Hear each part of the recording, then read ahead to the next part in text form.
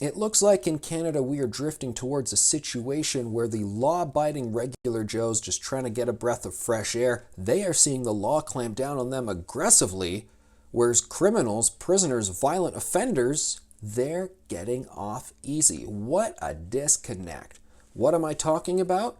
Well, Canadians have probably seen more and more stories out there about the various people getting fines and tickets for violating social distancing measures by law enforcement officers, from the police. You've maybe read some of these anecdotes, some of these reports, and you've gone, okay, that person, they were clearly breaking the rules. That person had it coming. They deserve the ticket. But then other cases, you look at it and you go, this looks like a cheap shot. I mean, come on. What is our judgment here? Let's use better discretion. Well, hold on a second. Now, there's something else happening, a different conversation that makes these cheap shots look even more unfair. And that is what is happening in Canada's prison system. We've heard for a couple weeks now that there are concerns about outbreaks in prisons. They don't seem to really be happening, but concerns that they may happen. Okay, fair enough.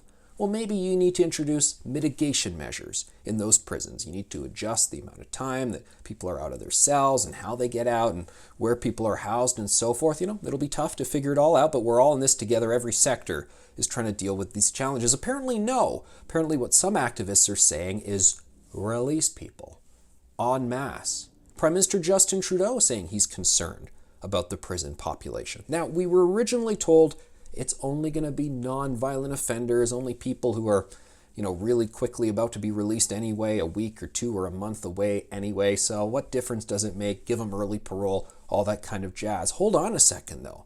More and more news reports are saying violent offenders are being released, suspected violent offenders, people being held in pretrial and all those situations. They're just being released on house arrest on the honor system. Toronto criminal lawyer Ari Goldkind told me that he has seen these things firsthand here, that there's really lax treatment of these prisoners. If the system has determined that people are too dangerous to be out and about in society, does that mean that the concerns about them getting potential coronavirus, when we're repeatedly told by health officials that the vast majority of cases will be mild, that those concerns outweigh the public safety concerns? Where are our priorities here?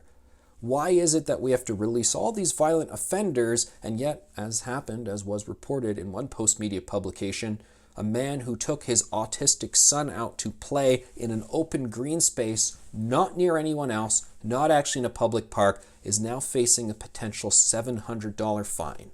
And yet the violent offenders walk free. Where are our priorities, ladies and gentlemen?